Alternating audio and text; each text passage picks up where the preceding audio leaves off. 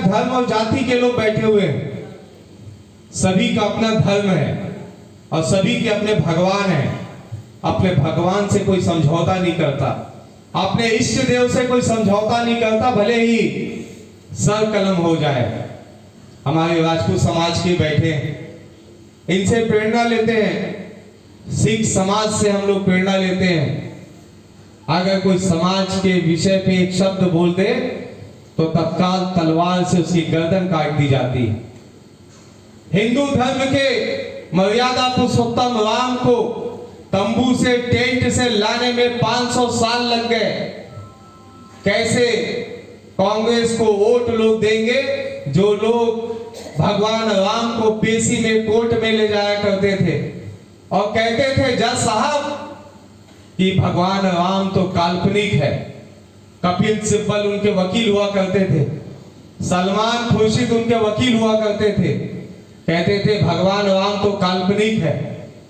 लेकिन पिछले बार आप लोगों ने एक वोट विजय बघेल जी को दिया था, उसका कमाल ये हुआ कि 500 साल बाद नरेंद्र मोदी जी के नेतृत्व ने भगवान राम जो तंबू में थे, जो टेंट में थे, उनको वापस जो है हिंदू धर्म की रक्षा करते हुए उनको वापस भगवान राम को जो है मंदिर में लाया गया।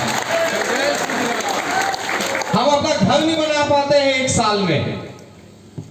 साल में प्रधानमंत्री आवास योजना भी तैयार नहीं हो पाता है, लेकिन एक साल में भगवान राम के जो अयोध्या है वो बन के तैयार हुआ, भव्य मंदिर बन गया। उस एक वोट का कमाल है। लोग कहते हैं भारतीय जनता पार्टी जो है मुस्लिम विरोधी है,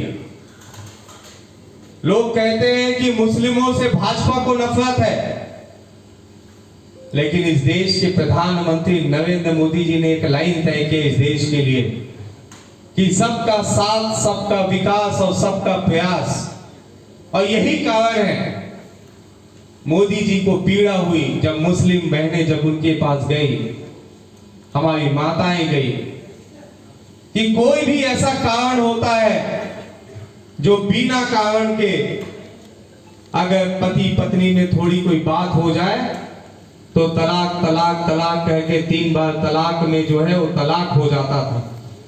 मोदी जी ने उस पीड़ा को समझा, उन्होंने कहा कि अब कोई भी तलाक होगा तो कानूनी प्रक्रिया के तहत होगा।